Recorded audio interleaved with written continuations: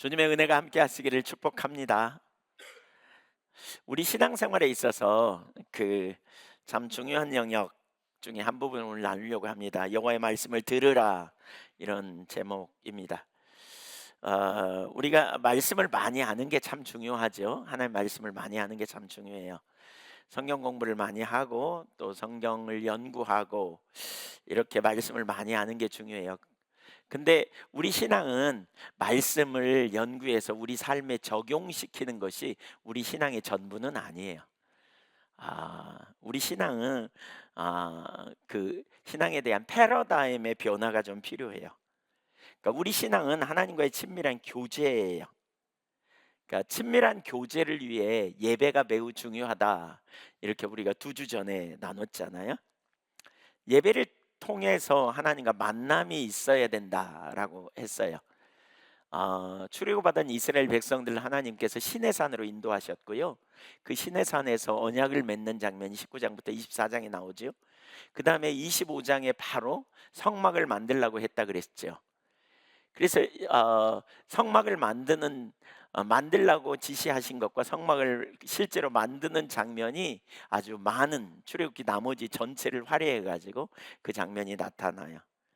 성막의 목적이 2가지라 그랬죠. 하나는 산에 거하시던 하나님이 이스라엘 회중 가운데 함께 거하시면서 동행하기 위해서 성막을 만들라고 했고요.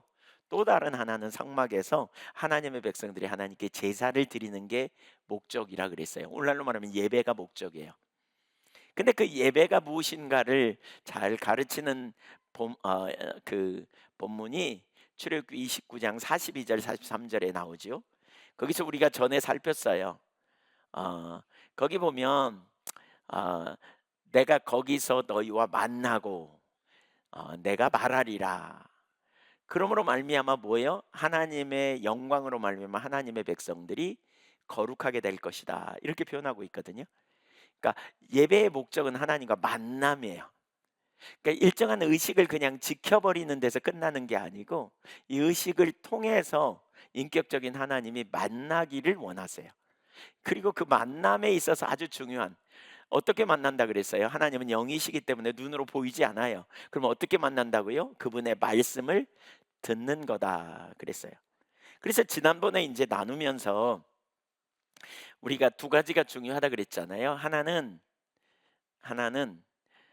경배 찬양이라 그랬어요. 경배 찬양. 그러니까 하나 인격체 대신 하나님께 경배 찬양을 통해서 우리가 고백하는 거죠. 간구하는 거예요. 그리고 또 기원하죠.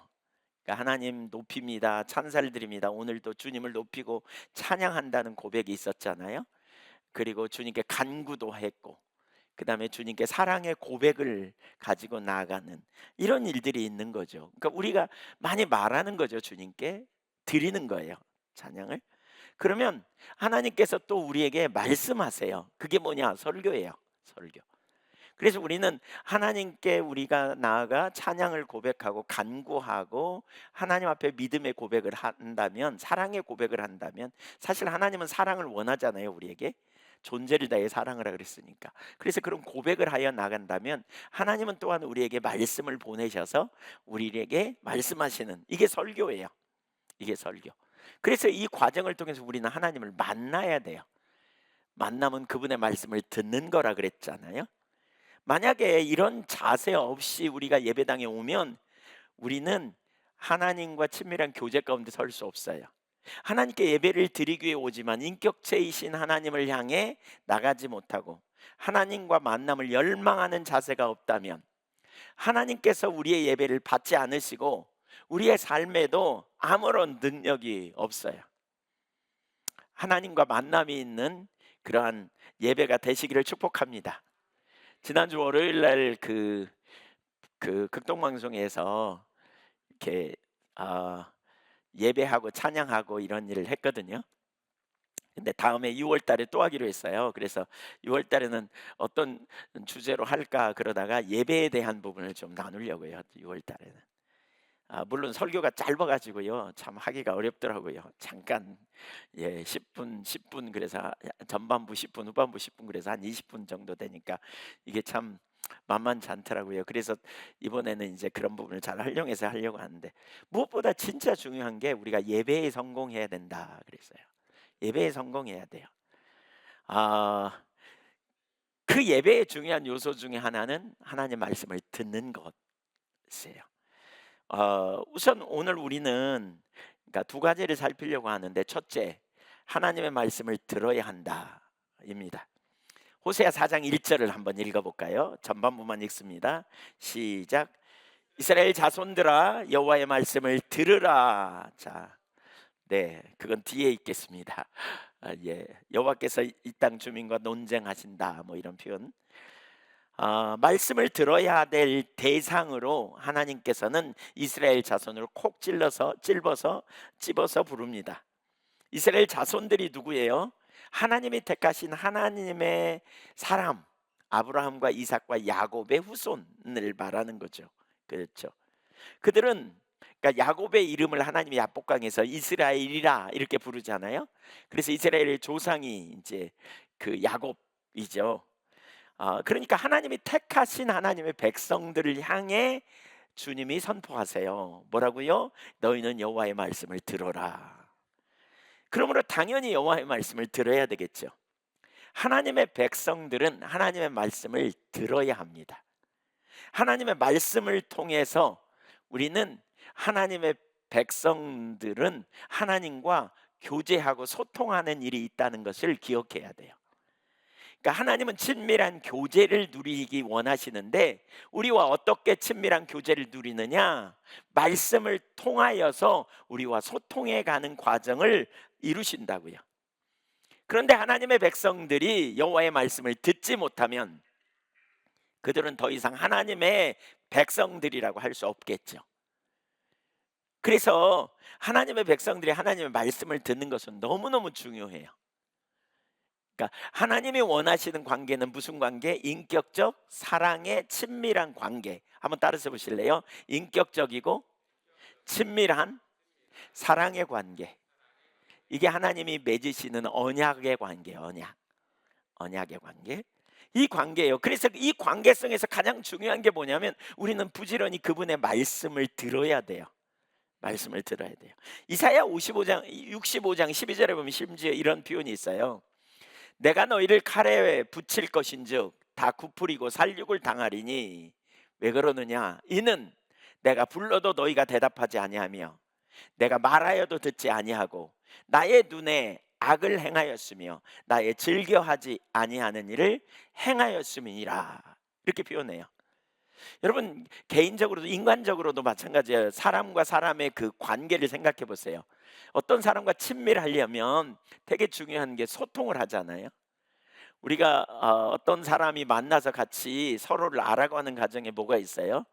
자기 이야기를 해야죠. 나는 어디서 태어났고, 나는 뭘 좋아하고, 어린 시절에 무슨 일이 있었고, 이런 이야기들을 우리가 나누면, 이 사람은 이런 사람이구나, 이 사람은 이런 생각이 있구나, 이런 삶을 살아왔구나. 그러면서 우리가 서로를 알게 되잖아요. 그 대화가 되게 중요하잖아요. 가끔 이제 제가 제 아내에게 되게 많이 과거에 들었던 이야기인데, 정보를 나누자고, 정보를.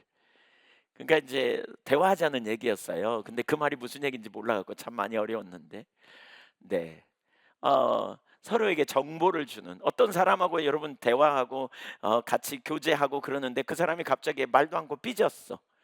그러면 나는 저 사람이 왜 삐진지도 모르는데, 삐졌다면 참 어렵잖아요. 한쪽 사람도 어렵죠. 뭐 당사자도 어렵겠지만 다른 사람도 어렵잖아요. 그래서 뭐가 필요해요? 왜 삐졌는지, 뭐가 마음이 상했는지. 사실 이렇게 서로 교통하고 이렇게 서로 삶을 나누어야 점점 자라갈 수 있거든요. 서로 소통하고 교제하는 일이 없으면 모른다고요. 하나님과 우리 사이도 마찬가지예요. 친밀한 관계를 하나님이 원하신다고 할 때, 우리가 무엇보다 먼저 그분의 말씀을 들으려는 중심의 태도를 가져야 돼요. 하나님의 말씀을 들을 때 우리가 하나님을 알게 되고 하나님의 의도도 알게 되겠죠. 또 우리가 뭐가 잘못됐는지 알 수 있겠죠. 그렇죠? 우리가 하나님의 말씀을 안 들으면 뭐가 문제인지, 뭐가 잘못된지, 무엇이 진정한 신앙인지 잘 모르게 된단 말이에요. 하나님의 말씀을 여러분 들으려고 하십시다. 아멘. 그 밑에 첫 번째, 하나님의 말씀을 들어야 될 이유는 하나님의 말씀에 헛된 것이 하나도 없어요. 그리고 그분의 말씀은 반드시 성취되기 때문이에요. 민수기 23장 13절 19절, 민수기 23장 19절을 읽겠습니다. 시작. 하나님은 사람이 아니시니 거짓말을 하지 않으시고 인생이 아니시니 후회가 없으시도다. 어찌 그 말씀하신 말을 행하지 않으시며 하신 말씀을 실행하지 않으시랴. 하나님은 실수로 말하지 않는다는 거예요. 말씀하신 대로 이루신다는 거예요. 반드시. 그러니까 하나님의 말씀의 그 무게감을 우리가 좀 기억할 필요가 있어요. 이사야 55장 10절 11절을 같이 한번 읽어볼까요? 이는 비와 눈이 하늘로부터 내려서 그리로 되돌아가지 아니하고 땅을 적셔서 소출이 나게 하며 싹이 나게 하여 파종하는 자에게는 종자를 주며 먹는 자에게는 양식을 준 것 같이 내 입에서 나가는 말도 이와 같이 헛되이 내게로 되돌아오지 아니하고 나의 기뻐하는 뜻을 이루며 내가 보낸 일에 형통함이니라. 아멘. 비와 눈이 와가지고 땅을 적셔서 땅에 뿌리던 씨앗의 열매를 맺게 하는 것처럼 하나님의 입에서 나오는 모든 말씀도 헛되이 없어지지 않는다는 거예요. 하나님의 뜻을 이룬다는 거예요. 그래서 하나님의 뜻을 성취하여 형통하게 될 거다, 이렇게 말하고 있어요. 하나님의 말씀이라는 단어 중에 하나가, 말씀을 의미하는 히브리어 단어 중에 하나가 다바르예요. 다바르, 또 다른 하나는 아마르. 근데 특별히 다바르라는 뜻, 이 말씀이 다바르거든요. 근데 다바르라는 뜻에는 뭐가 있냐면 일과 그 결과가 함께 포함된 단어입니다. 그러니까 말과 그 결과가 포함된 단어예요. 그러니까 어떤 말을 하나님이 선포했잖아요. 그러면 그 말은 반드시 그 결과를 가져오게 된다, 이런 의미예요. 그러니까 말 따로 성취 따로가 아니에요. 그러니까 그 예를 보면, 예를 들면 창세기 1장에 보면 하나님이 말씀으로 천지를 창조하셨잖아요. 예, 그 하늘의 해와 별과 달과 뭐 이런 걸 만들 때 다 말씀으로 창조하셨죠. 모든 것을 창조하시죠. 사람을 창조할 때만 하나님이 손을 쓰셨고요. 나머지는 다 말씀으로 세상을 창조하셨잖아요. 말씀으로. 그랬더니 그대로 되니라 그랬어요. 그래서 하나님의 말씀이 능력이 있죠. 마태복음 24장 35절에도 보면 이런 표현이 있어요. 천지는 없어질지언정 내 말은 없어지지 아니하니라 그랬어요. 천지는 다 없어져도 주님의 말씀은 없어지지 않아요. 이것이 하나님 말씀의 능력이요, 이것이 말씀의 가치입니다. 그분의 말씀은 굉장한 권위가 있어요. 여러분, 군대에서 이제 그 높은, 예를 들면 뭐 어떤 장교가, 어떤 그 장군이 부하들을 향해 한마디 하면 그 말대로 돼요, 안 돼요? 예, 군인을 제대한 분이 말을 하셔야 되는데 그 말대로 반드시 성취가 되잖아요. 반드시 돼요, 군대는. 예, 뭐 사단장 이런 사람들이 와가지고 지시해 보세요. 그거 안 이루어질 수가 없어요. 그냥 얼마나 막 철저한지 몰라요. 사단장이 며칠 날 온다 그러면요, 그 비포장 도로인데도 불구하고 막 모래를 깔고 흙을 채워가지고 도로를 그냥 평평하게 완전히 만들어요. 그냥. 그리고 구석구석까지 청소 정말 칼같이 하죠. 그러다가 뭐 하나 지시하잖아요. 그 다음날 즉각적으로, 그날 아니면 그 다음날 즉각적으로 그 일을 이루어요. 그게 뭐냐? 권위예요, 권위. 그러니까 사단장 같은 사람이 말해도 이렇게 역사가 일어나는데 우주를 창조하신 하나님이 말씀하시면 무슨 일이 일어날지 생각해 보세요. 그러니까 너무나 놀라운 거죠. 그래서 군인이었던, 로마의 군인이었던 백부장은 자기 종이 그 병에 걸려가지고 예수님을 향해 나오면서 자기 하인을 치유해 달라고 이렇게 말하거든요. 그러자 예수님이 내가 네 집에 가서 치유할게 그랬더니 이 사람이 이렇게 말해요. 말씀으로만 하옵소서. 제가 군대에 있습니다. 제 그 고참이 저에게, 제 상관이 저에게 말하면 제가 그대로 행합니다. 그런 것처럼 주님이 말씀하시면 그대로 이루어질 줄 제가 아나이다, 이렇게 고백하거든요. 예수님이 그걸 두고 뭐라 그러냐? 내 믿음이 크도다 그랬어요. 말씀의 권위.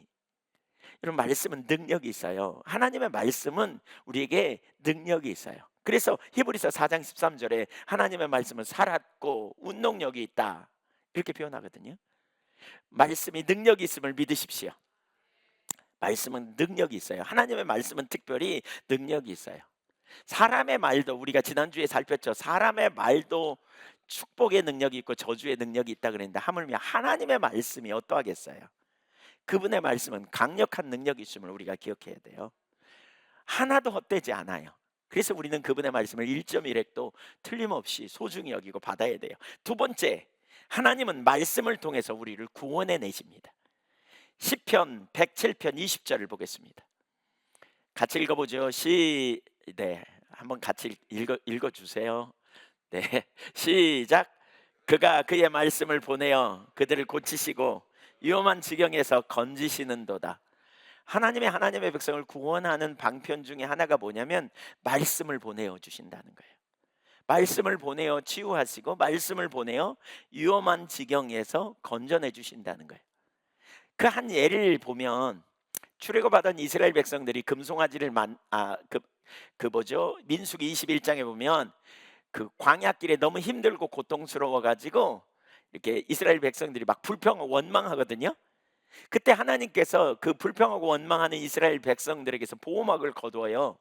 그랬더니 그들이 그러니까 그 주변에 있던 불뱀들이 닥쳐가지고 막 그들을 물어요. 그러니까 이스라엘 백성들이 하나님께 회개하면서 모세에게 중보기도를 부탁할 때 하나님께서 모세의 기도를 들으시고 처방을 주십니다. 그러니까 위험한 지경에 있는 그들에게 처방을 주세요. 말씀을 보내시는 거죠. 그게 뭐냐, 이렇게 말해요. 민수기 21장 8절에 여호와께서 모세에게 이르시되 불뱀을 만들어 장대 위에 매달아라. 물린 자마다 그것을 보면 살리라. 이게 하나님 주신 처방이에요. 그때 이스라엘 백성들이 어떻게 했나 보세요. 민수기 21장 9절, 모세가 놋뱀을 만들어 장대 위에 다니 뱀에게 물린 자가 놋뱀을 쳐다본즉 모두 살더라. 예, 살더라.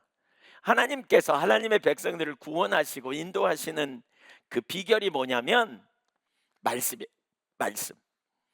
그러니까 하나님의 백성들이 말씀을 들어야 돼요, 안 들어야 돼요? 들어야 돼요. 민감하게 들으려고 해야 돼요. 민감하게. 문제가 생길 때, 어려운 상황에, 혼돈이 있을 때 우리는 하나님의 말씀을 듣기를 힘써야 돼요.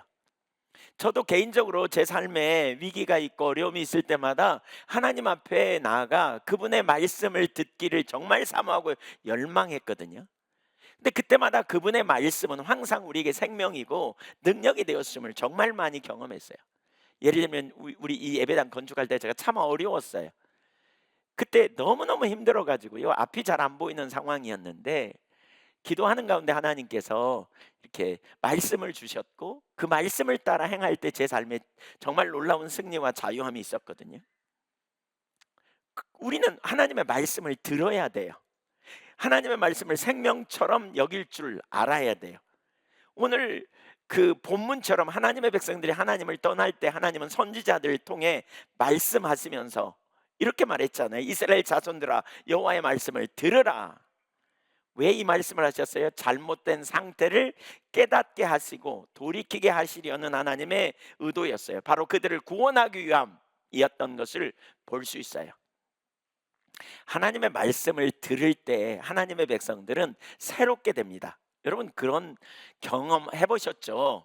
어떤 때는 혼돈에 빠져 있고 어떤 때는 낙심돼 있고 어떤 때는 앞이 안 보일 때 설교를 통해서 혹은 성경을 읽어가다가 혹은 찬양 속에서 혹은 뭐 길거리에 뭐 차를 운전하고 가는데 극동방송이나 이런 기독교 방송을 통해서 하나님의 말씀이 여러분에 확 들리는 순간에 놀라운 자유함이 있고 또 영혼이 새롭게 깨어나는 그런 경험 해보셨죠?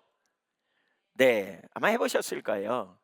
그래서 우리가 말씀을 가까이 하고요, 접근하는 게 되게 중요해요. 말씀을 들으면 살아요. 그래서 예수님은 이렇게 말씀하세요. 요한복음 12장 50절 보세요. 시작.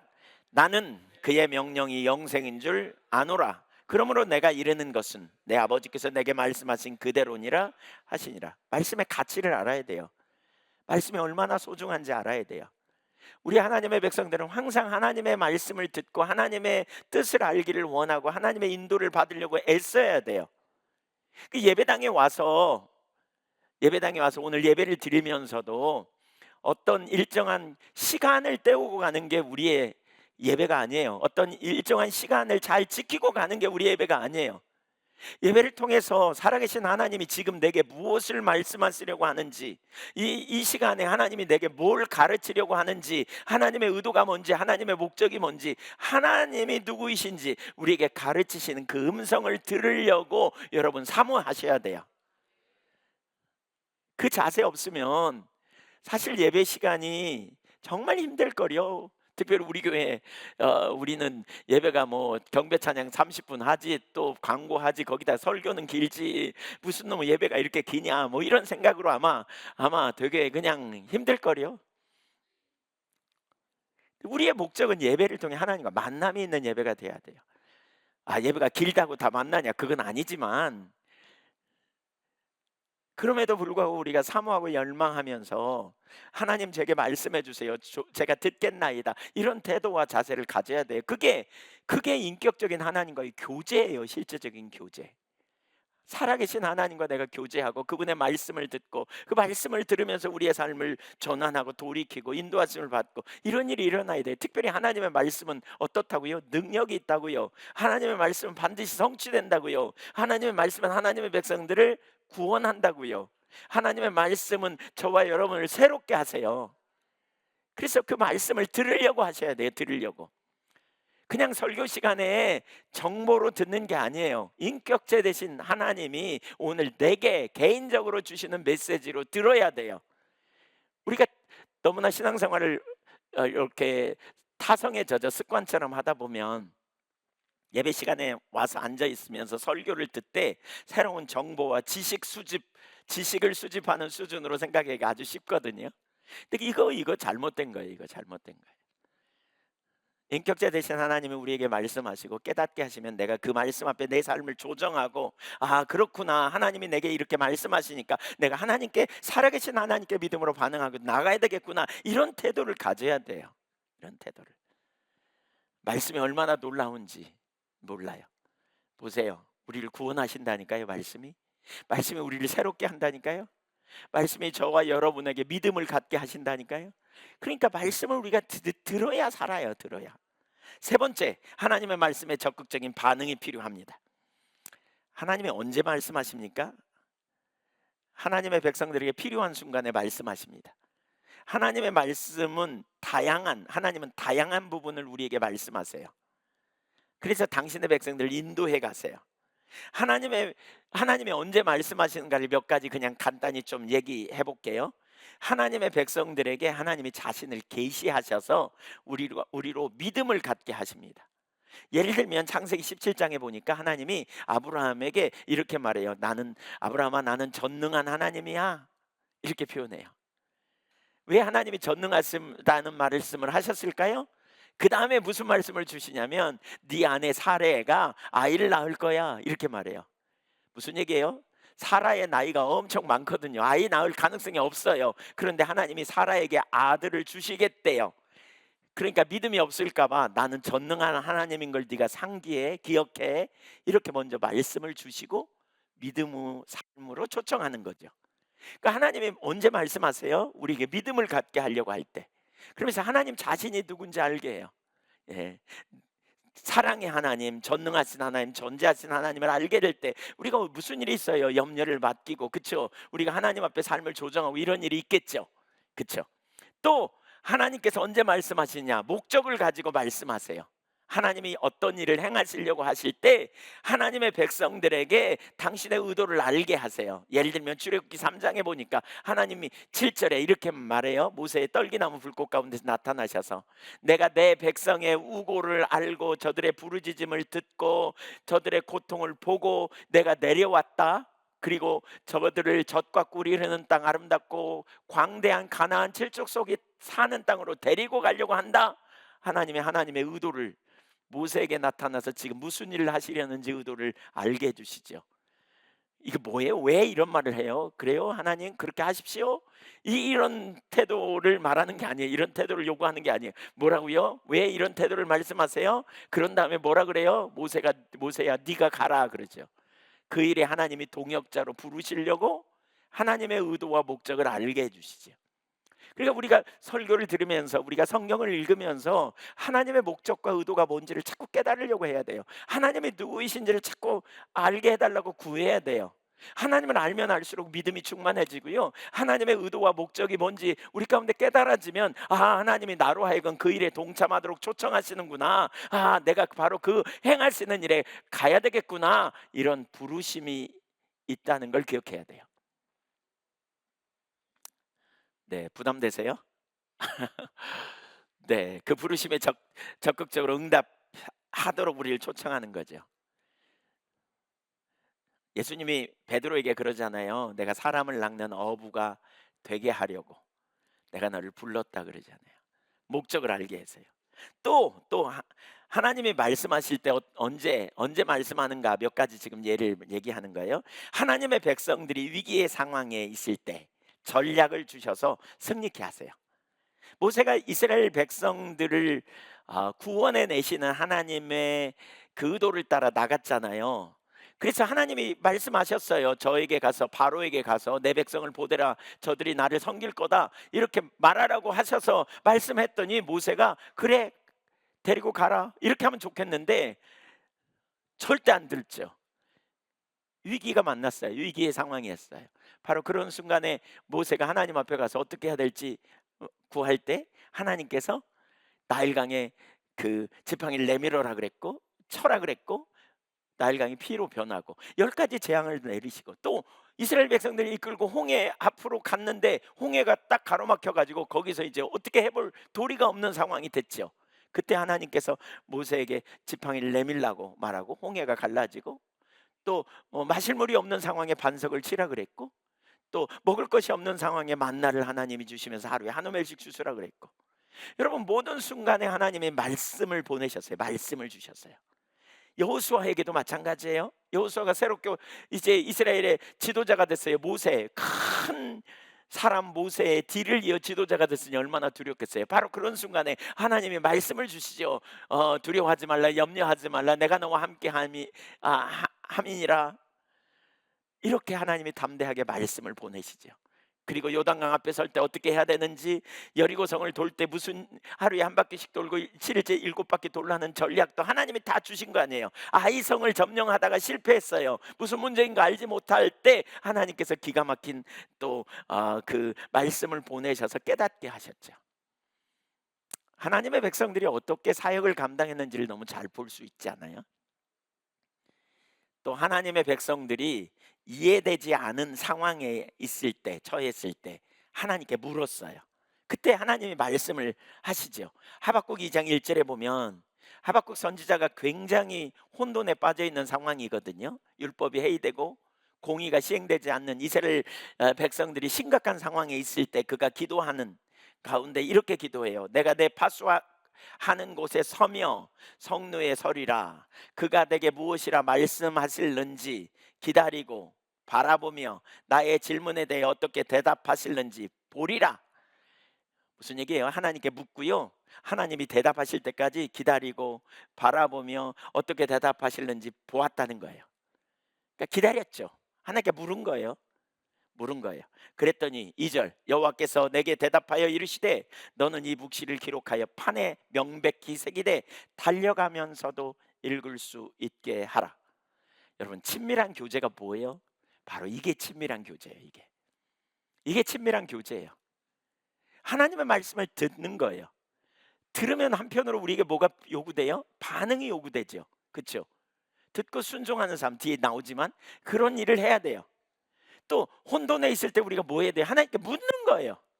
위기의 상황에 뭐예요? 하나님께 이런 구절이 있죠. 너희가 시험 당할 감당치 못할 시험 당함을 허락지 아니하시고 시험 당할 즈음에 뭘 내사?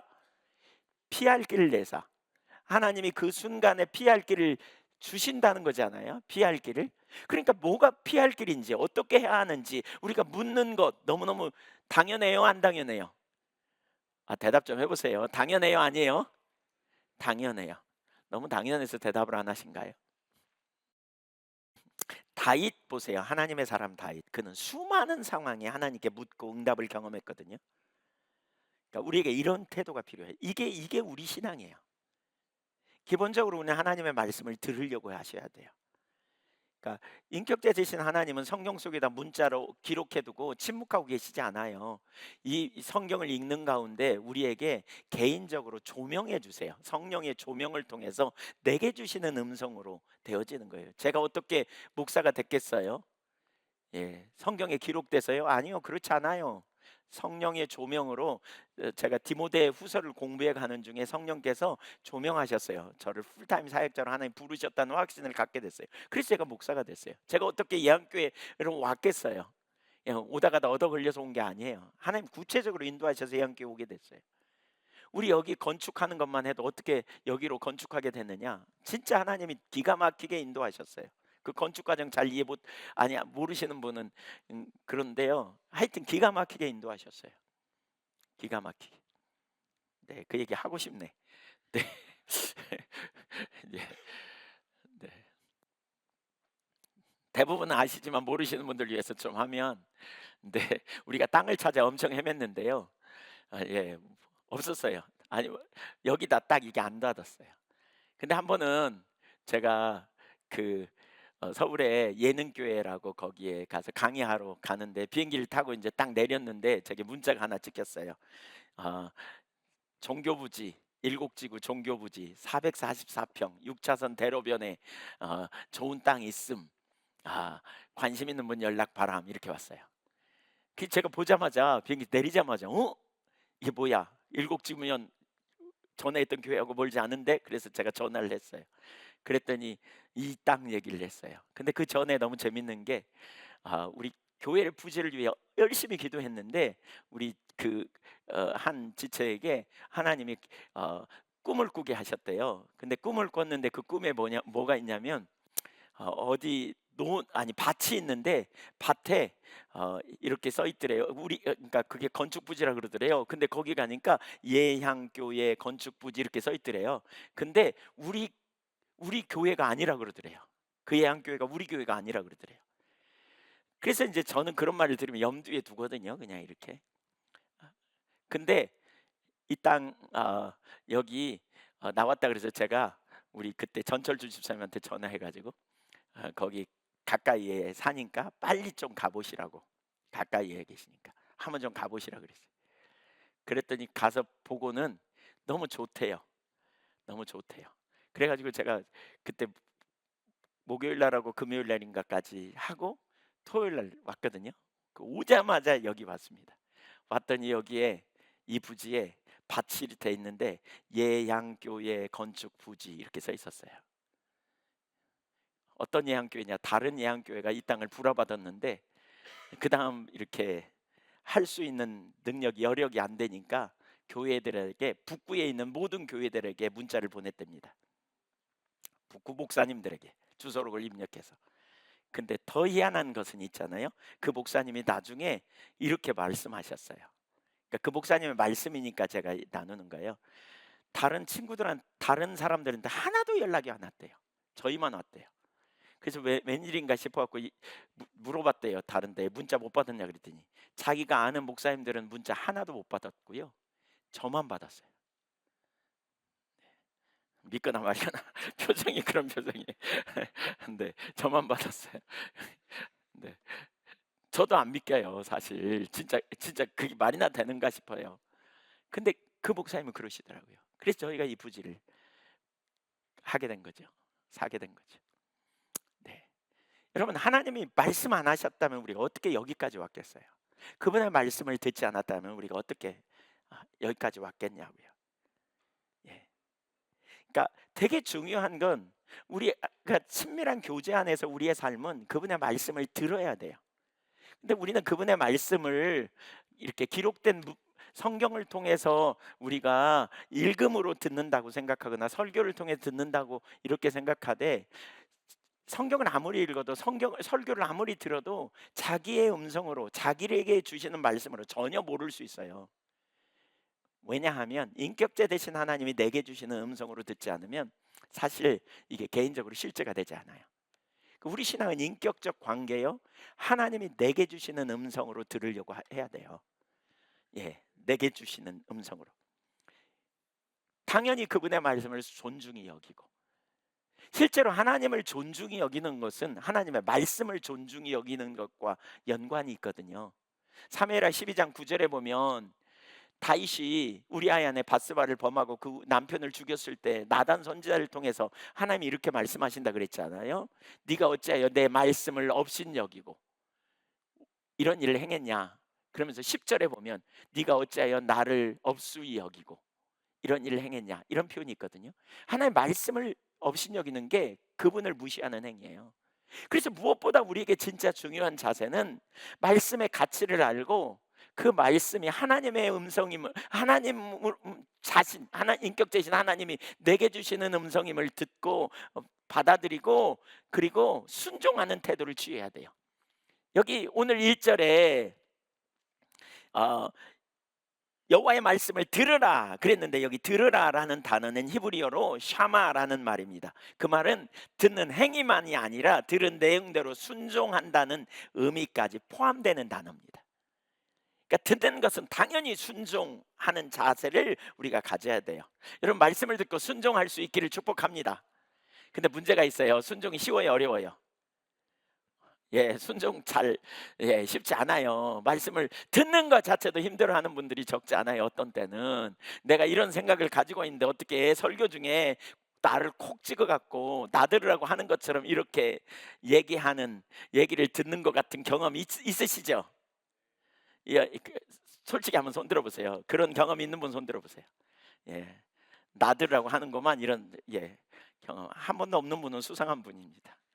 네.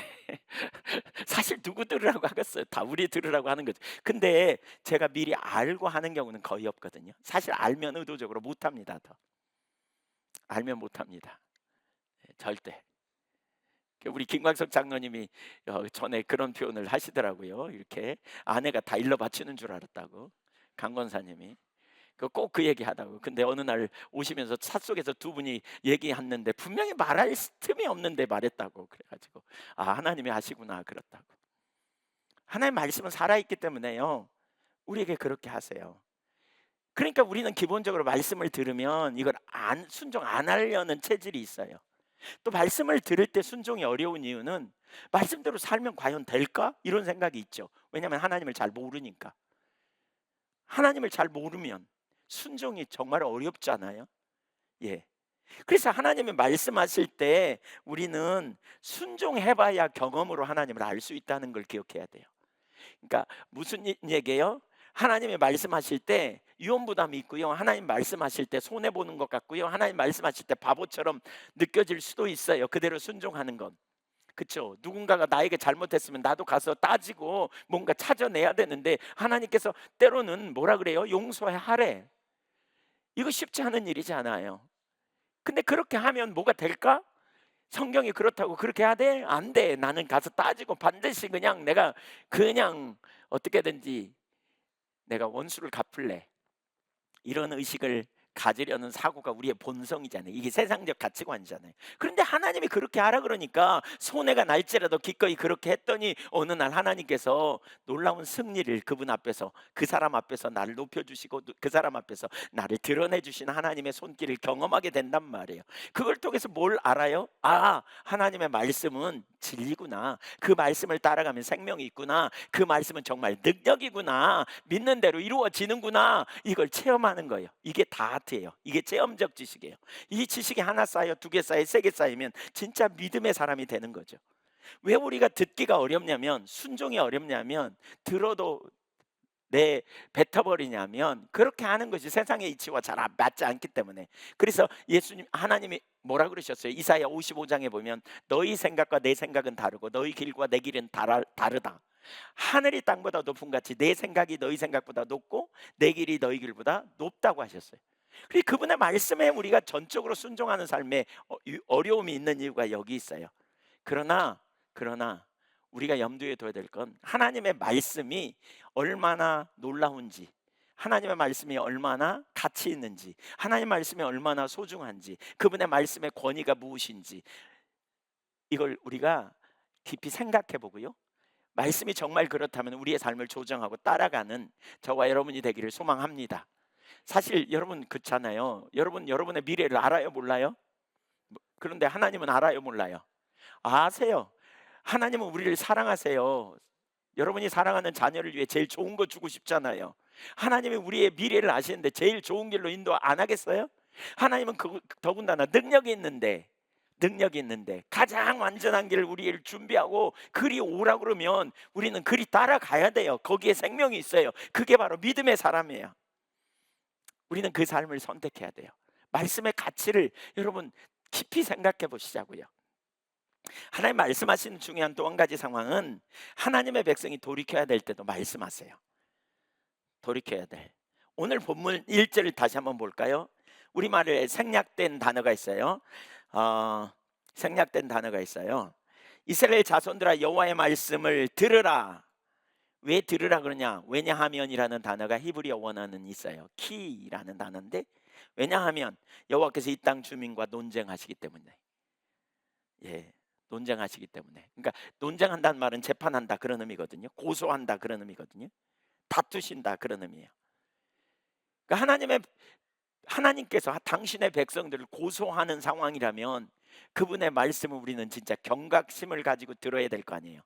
맞죠? 그러니까 우리가 하나님의 말씀을 경각심을 가지고 자꾸 들으려고 하는 태도를 가져야 돼요. 이걸 다른 말로 말하면 뭐라 그러냐? 경외함이라 그래요. 이게 하나님을 경외하는 삶이에요. 경외함. 인격적 관계에서 좋은 관계를 유지하기 위해서 가장 기본적인 것은 소통인데요.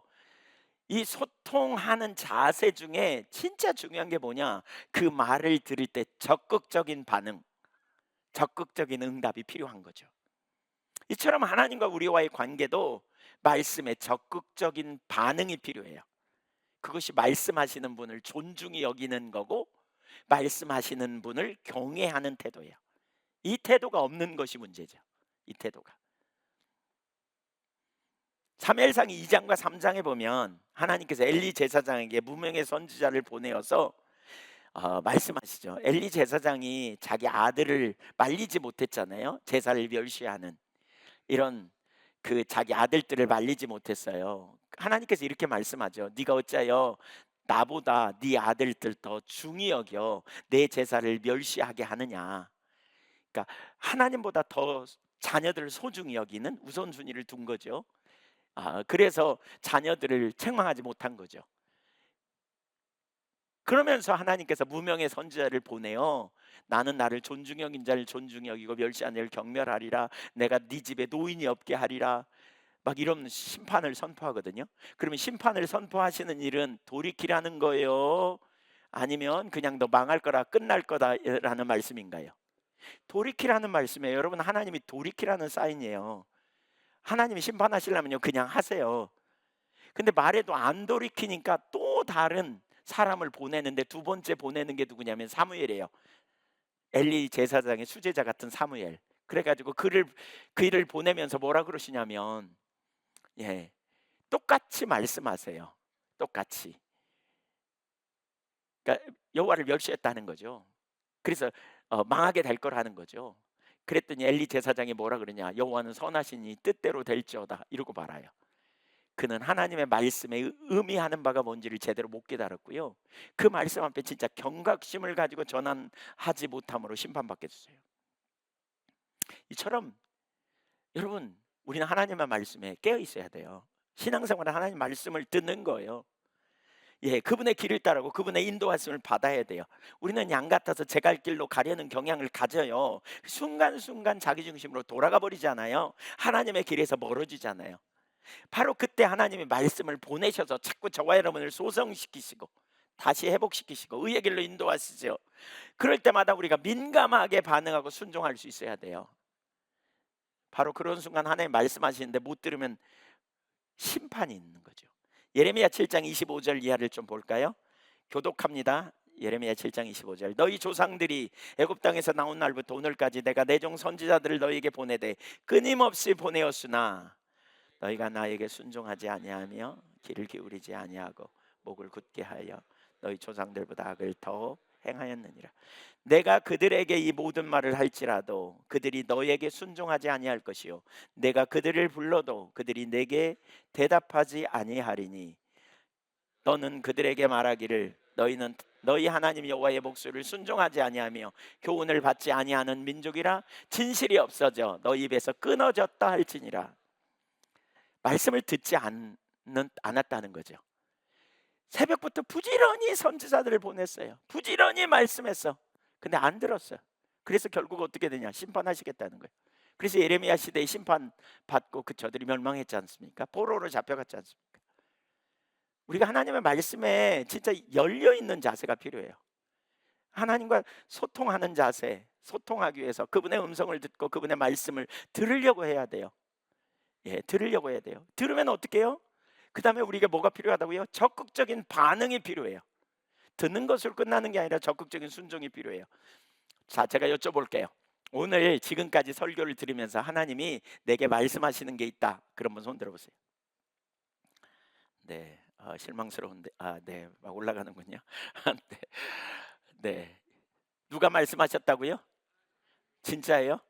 인격제 되신 하나님이 내게 주신 말씀이다?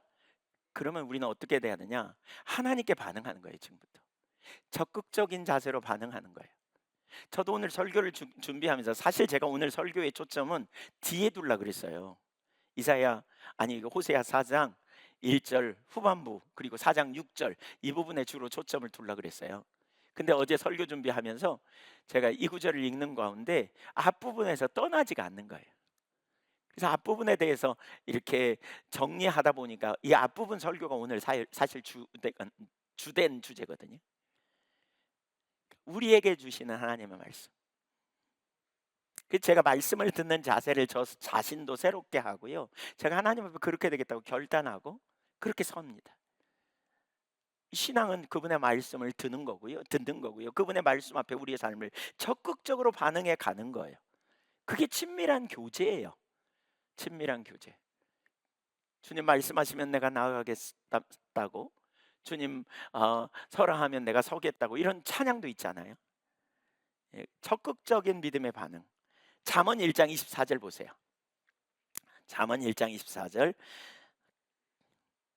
내가 불렀으나 너희가 듣기 싫어하였고 내가 손을 폈으나 돌아보는 자가 없었고. 25절 읽으세요. 시작. 교훈을 멸시하며 나의 책망을 받지 아니하였은즉 너희가 재앙을 만날 때 내가 웃을 것이며 너희에게 두려움이 임할 때 내가 비웃으시리라. 두려움이 광풍같이 임하겠고 너희의 재앙이 폭풍같이 이르겠고 너희에게 근심과 슬픔이 임하리니 그때에 너희가 나를 부르리라. 그래도 내가 대답하지 아니하겠고 부지런히 나를 찾으리라. 그래도 나를 만나지 못하리니 대저 너희가 지식을 미워하며 여호와 경외하기를 즐거워하지 아니하며 나의 교훈을 받지 아니하고 나의 모든 책망을 없이 여겼습니다. 하나님이 불렀는데 대답 안 했다는 거예요. 하나님이 부지런히 말해도 듣지 않았다는 거예요. 그러니까 어떻게 해요? 정작 어려운 순간에 하나님을 부를 때 하나님이 침묵하시겠다는 거예요. 예, 우리가 신앙생활 이렇게 하는 사람들이 진짜 많아요. 하나님 음성을 듣는 것보다 일정한 의식을 지키는 거죠. 일정한 그 어떤 그 정해진 의무를 지키는 것처럼 신앙생활 하는 사람들이 적지 않아요.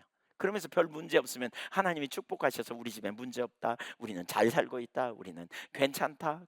근데 막상 어려움이 오면 뒤집어지는 거죠. 여기 뭐라 그랬어요? 예, 하나님 뭐라 그랬다고요? 두려움이 광풍같이 임할 거라는 거죠. 재앙이 폭풍같이 임할 거라는 거죠. 근심과 슬픔이 너에게 임하는 날이 있을 거라는 거예요. 근데 그때 내가 뭐 한다고요? 비웃으신대요. 그때 너희가 나를 부를 거지만 내가 너희의 음성을 듣지 않겠다는 거예요. 그때 너희가 찾지만 내가 너희를 만나지 않을 거라는 거예요. 왜? 너희가 말씀을 듣지 않음으로 나를 멸시했기 때문에. 그러니까 여러분 되게 중요한 게 있어요. 친밀한 교제 가운데 우리가 있어야 돼요. 주님과 친밀한 교제의 핵심은 그분의 말씀을 듣는 거예요. 그분의 말씀을 듣고 인격자이신 하나님을 우리 삶을 조정해 가는 거예요. 하루하루. 우리가 왜 안 변해요? 안 변하는 주된 이유가 여기 있어요. 하나님의 말씀을 정보로 처리하니까 그래요. 지식으로 처리하니까 그래요.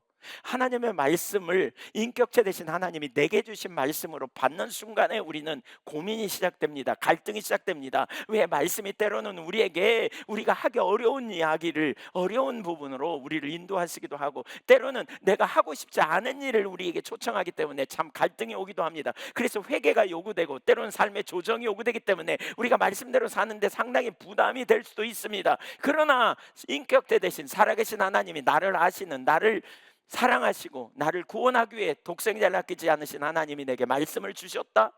그것은 감당치 못할 말씀을 우리에게 주신 게 아님을 기억해야 돼요. 우리는 그 말씀 앞에 씨름해야 돼요. 잘 순종이 어렵다면 하나님을 몰라서 그렇잖아요. 그러니까 하나님, 제가 그 말씀대로 살기 원하는데 하나님 저에게 하나님을 알 수 있도록 은혜를 부어주세요. 하나님 알게 해주세요. 이렇게 찾기도 하고요. 하나님, 제가 이 모든 환경 가운데 정말 진리를 따라가기 원하오니 저에게 은혜를 부어달라고 구하고 찾고 씨름하고, 그렇게 살려고 하다가 안 살아지면 또다시 일어나서 하나님 말씀대로 못 살았어요. 제게 은혜를 부어주세요. 왜 안 될까요? 제가 어떻게 해야 할까요? 이렇게 물으면서 인격대 되신 하나님과 지속적인 씨름이 되어져 가야 돼요. 그래야 우리 신앙이 인격체이신 하나님을 개인적으로 알고 교제하는 친밀한 사랑의 자리로 나갈 수 있게 되는 거죠. 아모스 8장 11절에도 보면 이게 심판 중에 하나거든요. 예, 같이 읽어보죠. 눈을 뜨시고 같이 읽어보세요. 시작.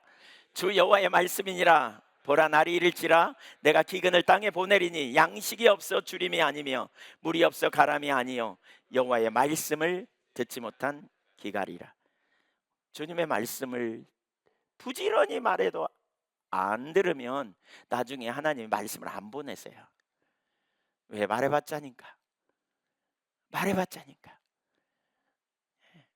내가 염려를 한가득 안고 왔는데 찬양하는 가운데 혹은 기도하는 가운데 혹은 설교를 듣는 중에 아무것도 염려하지 말아야 되겠구나, 하나님이 아시는구나, 이렇게 깨달아지면 하나님의 음성을 들은 거예요. 여러분, 그러면 어떻게 해야 돼요? 염려하는 일 내리고 그때부터 하나님께 맡기는 자리로 적극적으로 반응하는 거예요. 적극적으로 회개할 부분이 있으면 회개하고, 조정할 부분이 있으면 조정하고, 이렇게 나가는 게 이게 승리의 비결이고 이게 친밀한 교제의 삶을 누리는 거예요. 이사야 55장 3절 보세요. 너희는 귀를 기울이고 내게로 나와 들으라. 그리하면 너 영혼이 살리라. 무슨 얘기인지 아시죠? 하나님의 말씀은 저희 영혼, 우리의 영혼을 소성시켜요. 소성케요. 다시 소생케요. 예, 그런 경험 해보셨죠? 네, 침체됐을 때 주님의 말씀이 탁 깨달아지면서 우리 영혼이 다시 회복되잖아요. 그리고 기쁨이 회복되고, 상황은 하나도 안 변해도 말씀이 우리의 그 마음에 담대함을 주고 말씀이 우리로 하여금 능력을 갖게 하고, 이런 일들이 우리 가운데 계속 일어나는 거예요. 요한복음 10장 27절, 내 양은 내 음성을 들으며 나는 그들을 알며 그들은 나를 따르느니라. 내가 그들에게 영생을 주노니, 이게 바로 영생의 삶입니다. 영원히 멸망하지 아니할 것이요 또 그들을 내 손에서 빼앗을 자가 없느니라. 우리는 매 순간마다 주님의 말씀이 필요합니다. 그 말씀이 우리를 살립니다. 그 말씀이 우리의 삶을 새롭게 하고 믿음을 갖게 하고 우리가 있어야 할 자리를 알게 합니다. 우리가 인도하심을 받게 됩니다. 그러므로 무엇보다 하나님의 말씀을 존중히 여기고 그분의 음성에 반응하는 훈련을 해야 합니다. 민감하게 반응하는 훈련이 필요해요. 여러분, 말씀은 하루아침에 우리가 하나님이 주시는 모든 말씀에 우리가 반응하지 않아요. 작은 말씀에서부터 순종하는 훈련을 해야 돼요. 훈련을 순간순간.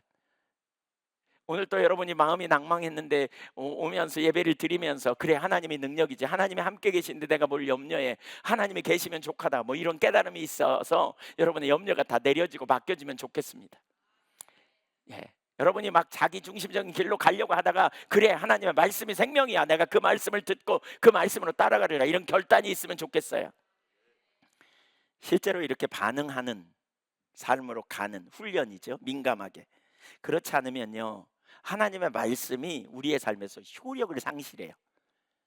말씀을 하나님이 위경에서 보내시는데 그 말씀이 우리에게 하나도 능력이 없어요. 그래서 뭐 어쩌단 말이야, 말씀은 그렇고 뭐 이렇게 나오는 거죠. 뭐 이렇게 하나님이 이런 말씀을 주셔서 듣긴 듣는데 그래도 염려가 안 떠나. 왜 안 떠나요? 말씀에 하나도 효력이 없는 거예요. 사실 말씀이 우리의 삶에서 무게감을 갖는 만큼, 내가 말씀에 반응하는 만큼, 그 다음 위기의 순간에 우리에게 주시는 말씀이 생명의 말씀이 되는 거예요. 그래서 말씀이 여러분에게 권위를 가지고 끌고 가는 것, 말씀이 여러분을 인도하는 것, 그 권위를 누가 줘야 되느냐? 내가, 여러분의 삶 속에서 하나님의 말씀에 자꾸 권위를 주셔야 돼요. 그런 훈련이 돼야 돼요. 한 예를 들어볼게요. 이사야 30장에 보면 이스라엘 백성들이 하나님의 말씀을 이렇게 무시합니다. 존중히 여기지 못합니다. 자기 중심으로 돌아가면서 아, 어, 이렇게 말씀을 이렇게 듣기를 싫어합니다. 이사야 30장 9절 한번 볼까요? 이렇게 말해요. 대저 이는 패역한 백성이요 거짓말하는 자식들이요 여호와의 법을 듣기 싫어하는 자식들이라. 그러면서 그 뒷부분에 계속 보면 이런 표현이 있어요. 선견자에게 이르기를 우리에게 선견하지 말라, 바른 말을 보이지 말라, 이런 표현이 있거든요. 그러니까 그들은 말씀에 대한 올바른 자세가 전혀 없는 거죠. 들을 자세가. 근데 그들에게 위기가 닥쳤어요. 지금 여기 15절이 이제 그걸 말하는데, 위험한 사경이 닥쳤어요. 그때 하나님께서 하나님의 백성들에게 말씀을 보내셔서 위험한 상황에서 건져내시기 위해서 말씀을 주세요. 15절 같이 읽어볼까요? 주 여호와 이스라엘의 거룩하신 이가 이같이 말씀하시되 너희가 돌이켜 조용히 있어야 구원을 얻을 것이요 잠잠하고 신뢰하여야 힘을 얻을 것이오늘 너희가 원하지 아니하고 이르기를 16절 아니라 우리가 말 타고 도망하리라 하였으므로 너희가 도망할 것이요 또 이르기를 우리가 빠른 짐승을 타리라 하였으므로 너희를 쫓는 자들이 빠르리니. 그래서 결국 망하게 된다는 거예요. 무슨 상황인지 아시겠죠? 적군이 쳐들어와요. 그러니까 어떻게 해요? 이들이 두려워 떨어요. 그랬더니 하나님의 선지자를 통해서 너희가 잠잠히 신뢰해.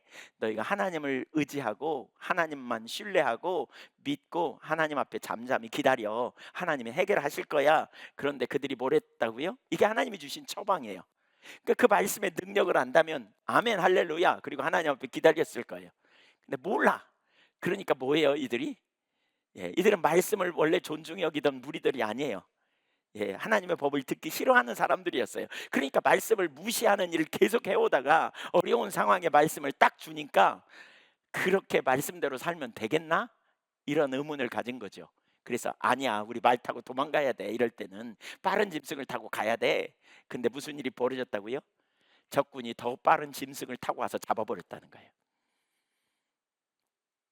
그래서 결국 망하게 됐다는 거예요. 하나님의 백성에게 능력은, 하나님이 함께 하시는 능력은 그분의 말씀이고 그분의 말씀을 믿음으로 반응하는 가운데 놀라운 승리가 있는데 말씀을 계속 무시하다 보니까 결정적인 순간에 주시는 처방도 아무런 도움이 되지 못하는 거죠. 아무런 도움이 되지 못하는 거예요. 얼마나 비극입니까? 그래서 우리 신앙을 다시 여러분 한번 살펴보세요. 지금 과거에 어쩌든지 다 내리고 지금 한번 여러분 돌아보세요. 여러분 안에 하나님의 말씀이 가치 있고 하나님의 말씀이 정말 능력이라는 게 여러분 안에 확고하게 자리 잡혀 있는지 살펴보십시오. 그 토대가 있는지 여러분 안에. 나는 하나님의 말씀이 정말 생명인 줄 알아. 그분의 말씀은 반드시 이루어져. 그분의 말씀대로 반드시 성취돼. 나는 그분의 말씀을 그래서 내가 존중히 여겨. 어떤 상황이라도 하나님 말씀은 나에게 가장 완전한 길로 인도할 능력이 있는 생명의 말씀이야. 이런 확신의 토대 위에 있는지 보세요. 만약 그게 없다면 여러분 다시 점검해야 돼요. 정말 하나님의 말씀이 생명인가? 정말 하나님의 말씀이 능력인가? 그렇지 않으면 하나님의 말씀이 생명인 걸 알게 해달라고 기도하셔야 돼요. 구하셔야 돼요. 그리고 아주 작은 영역에서부터 하나님의 말씀을 들으면 그게 하나님의 말씀이라면 내가 인격제 되신 하나님께 믿음으로 반응하는 실제적인 삶을 선택해 가야 돼요. 이렇게 가봐야 하나님을 체험적으로 알 수 있어요. 이렇게 가봐야 하나님이 진짜 말씀대로 이루시는 분임을 경험으로 알게 돼요. 듣는 데서 끊치면 아무런 능력이 없어요. 바로 그 자리에 가야 돼요. 하나님 말씀이 능력이라는 말은 바로 이런 체험을 통해서 말씀이 능력이야. 말씀은 내 발의 등이요. 그렇죠? 말씀은 내 삶의 능력이요. 나의 지혜요? 그렇죠. 시편 119편의 기자가 하나님의 말씀을 그렇게 고백한 것처럼 실제적인 고백이 될 수 있어요. 왜 우리 삶에 능력이 없느냐? 사실 여러분, 하나님이 우리를 너무너무 사랑하시고 우리를 인도하시는데요, 말씀을 보내지만 듣지 않기 때문에 인도함을 못 받는 거예요. 우리가 교만하고 우리 자기 중심으로 돌아가니까. 그래서 우리가 말씀의 사람이 되어지면, 그리고 말씀에 민감해지기 시작하면, 무엇보다 말씀을 아주 무게감 있게 받아들이기 시작하면 우리의 신앙은 진짜 놀라운 변화가 일어날 거예요. 말씀의 사람이 되시기를 축복합니다. 진짜 말씀을 존중히 여기는 사람이 되어야 돼요. 말씀을 존중히 여기는. 그것이 우리와 하나님과 친밀한 교제의 실제적인 삶이에요. 실제적인 삶. 두 번째, 사실 오늘 이게 설교의 주였는데 이거는 그냥 간단히 설명을 바치려고 그래요. 이건 하나님의 백성이 있어야 할 자리를 놓치면 능력을 상실하게 됩니다. 우리는 오늘 설교를 통해서도 주님의 말씀을 들어야 돼요. 그러니까 주님의 말씀을 자꾸 들으려고 해야 돼요. 환경 속에서도 주님의 뜻이 무엇인지를 자꾸 들으려고 해야 돼요. 개인적으로 저는 이 약속을 믿거든요. 이 약속을 잠언 3장 3절 4절에 보면, 인자와 진리를 내 목에 메어 기호로 삼고 내 마음판에 새기라. 그리하면 내가 하나님과 사람 앞에서 은총과 귀중히 여김을 받으리라. 그러니까 제가 하나님과 온전한 인자와 진리는 헤세드와 에메트예요. 이건 인격적 관계 안에서 맺는 핵심적 관계. 이건 짝을 이루어요.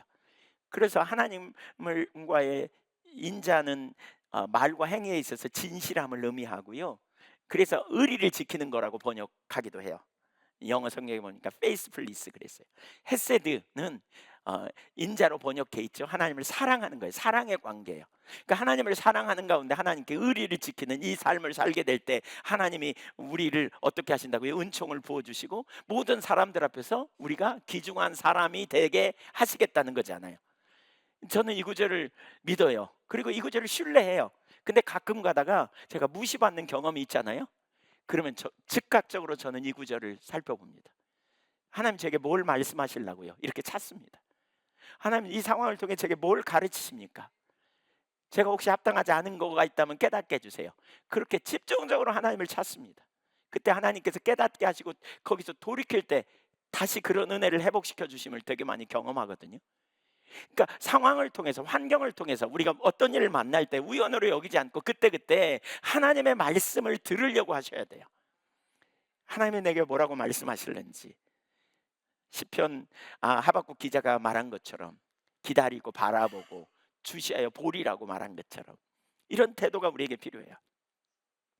이런 태도가.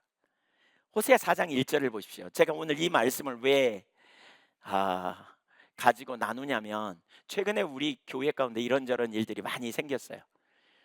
저는 뭐 하나씩 정리도 되고 있고요. 아직 정리되지 않은 문제도 있고요. 이제 너무 어떤 진짜 힘든, 제 마음으로 정말 힘든 경험들을 많이 요즘 하는 것 같아요. 이런저런 일들이 만나서 일이 터지고 문제가 생기면서. 그래서 이 문제를 가지고 집중적으로 기도하는데, 우리 저 야고보 권사님에게도 그런 감동을 주셨다 그러던데, 신앙의 본질로 회복하도록 하나님 집중적으로 찾으라고 그런 마음을 주셨어요. 그래서 제가 오늘 사실 이 구절을 더 살피려고 한 거거든요. 호세아 4장 1절 보세요. 이스라엘 자손들아 여호와의 말씀을 들으라. 여호와께서 이 땅 주민과 논쟁하시나니.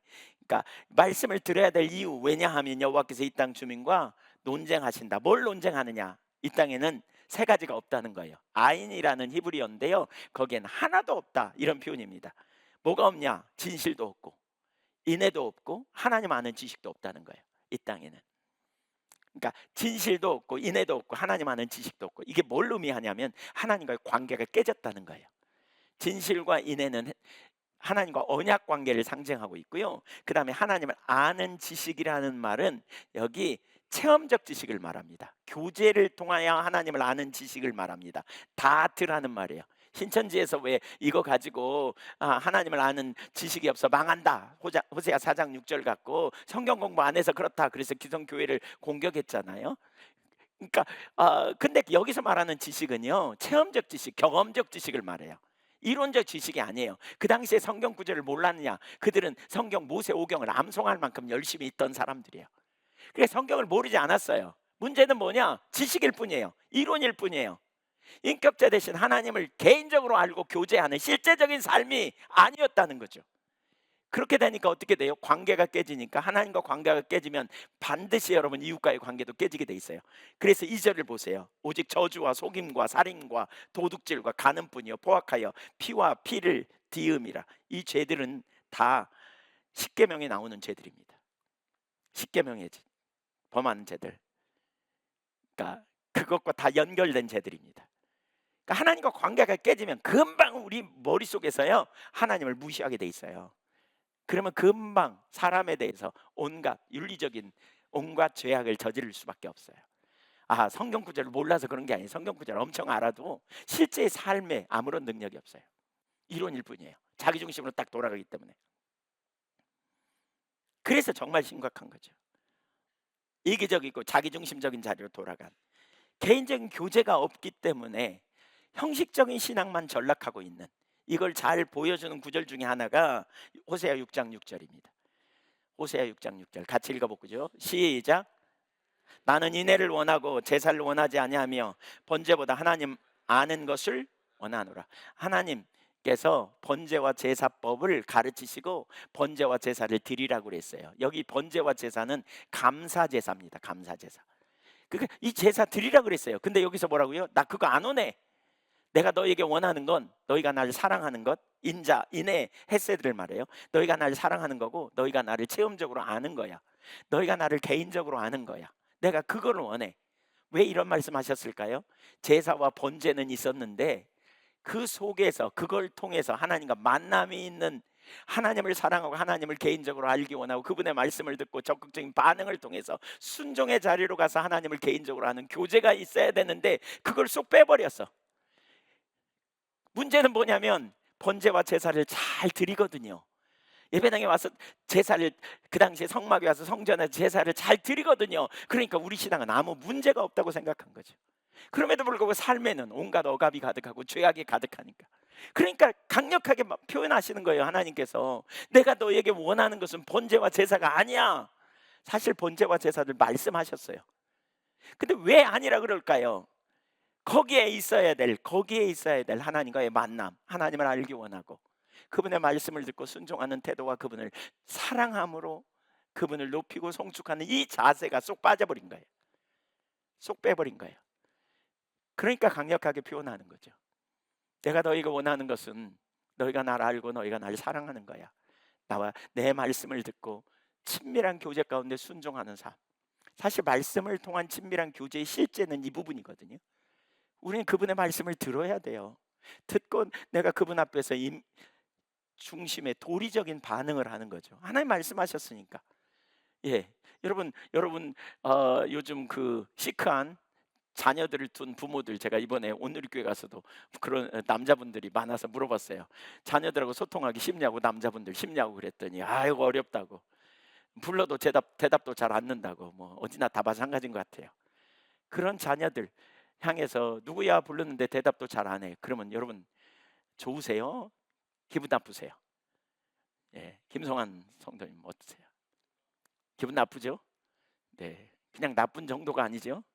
예, 또 불러, 또 한 대답해. 그럼 뒤집어질 거요. 사실 우리가 하나님과의 관계에 어떤 관계를 유지해야 되는가? 여러분 생각해 보세요.